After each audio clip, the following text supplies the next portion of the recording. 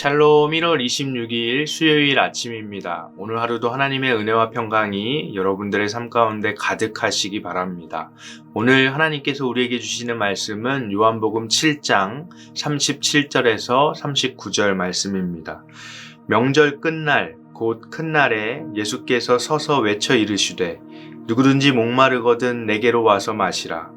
나를 믿는 자는 성경의 이름과 같이 그 배에서 생수의 강이 흘러나오리라 하시니 이는 그를 믿는 자들이 받을 성령을 가리켜 말씀하신 것이라.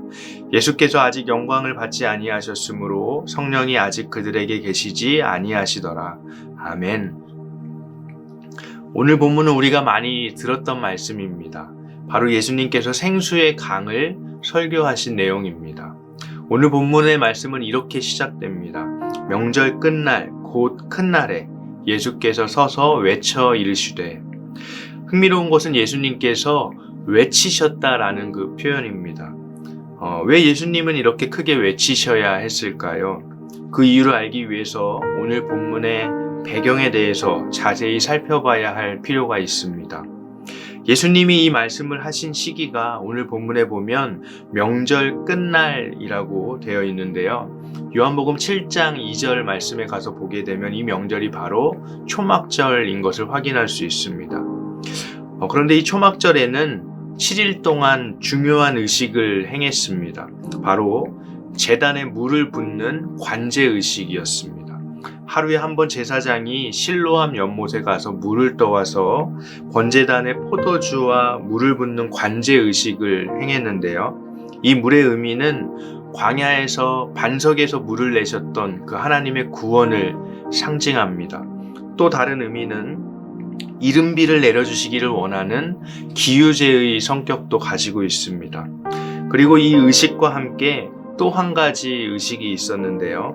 유대인들은 번제단 곁에 남서쪽에 버드나무 가지를 세워두고는 그 주위를 매일 한 바퀴씩 돌면서 시편 118편 25절에 호산나 노래를 불렀습니다. 이 버드나무 가지는 금방 이제 잎이 시들어 버려서 마르게 되었는데요. 이것은 하나님이 주시는 구원의 물이 없으면 죽을 수밖에 없는 자신들의 운명을 상징하는 것이었습니다. 이 초막절 행사를 할 동안에는 모든 유대인들이 1년에 딱 한 번 이 행사 때에만 제사장의 뜰에 들어올 수가 있었고 함께 노래하고 춤추면서 기쁨과 즐거움이 가득한 그런 분위기를 이루었습니다. 그리고 특별히 초막절 마지막 날인 제7일에는 호산나 라바라고 해서 특별한 의식을 행했는데요. 이 호산나 라바라는 의미는 큰 구원의 날 또는 영원한 구원의 날을 의미합니다. 초막절 동안에 매일 하루에 한 번 물과 포도주를 부으면서 번제단 주변을 한 바퀴씩 돌던 것을 이때에는 이스라엘이 여리고성을 무너뜨린 것을 기념해서 7바퀴를 돌았습니다. 구원을 간구하는 의미가 있는 것이죠. 그리고 그러면서 번제단 곁 남서쪽에 세워두었던 그 버드나무 가지에 그 시들어버린 나뭇잎들을 다 쳐서 떨어뜨리는 그런 퍼포먼스를 했습니다. 물이 없으면 죽을 수밖에 없는 자신들의 그 처지와 생수의 근원이 되시는 하나님의 구원을 대비시키는 그런 퍼포먼스를 통해서 하나님의 큰 구원을 높이고 찬양하는 의식인 것이죠. 예수님께서 큰 소리로 외쳐서 말씀하셔야 했던 이유는 바로 이 떠들썩한 행사를 하는 와중이었기 때문입니다. 물이 없으면 죽을 수밖에 없는 자신들에게 반석에서 물을 주셨던 하나님의 구원을 시끌벅적하게 찬양하고 있는 그 유대인들에게, 그리고 말라 비틀어져 버린 버드나무 가지를 보면서 하나님의 구원을 간구하는 그 유대인들에게 예수님께서는 바로 자신이 생수의 근원이라고, 나를 믿는 자는 생수의 근원을 얻게 된다고 외쳐서 말씀하셨던 것이죠. 여러분, 그런데 참 아이러니한 장면입니다. 그들은 자신들이 구하는 분이 바로 앞에 있음에도 불구하고 알아보지를 못했어요. 왜냐하면 그들이 원했던 것은 자신들의 육신의 목마름을 채워주는 것을 원했거든요. 다윗 왕궁의 영광을 재현할 메시아를 갈망했거든요. 예수님은 그들이 원하는 메시아가 아닌 거예요. 우리는 살아가면서 육신의 목마름을 언제나 느끼면서 살아갈 수밖에 없습니다.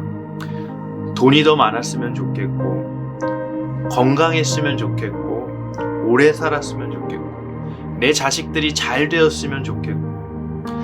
그런데 이 육신의 목마름은 예수님을 믿는다고 해결되지 않아요. 어쩌면 여러분 더 목마를 수도 있습니다.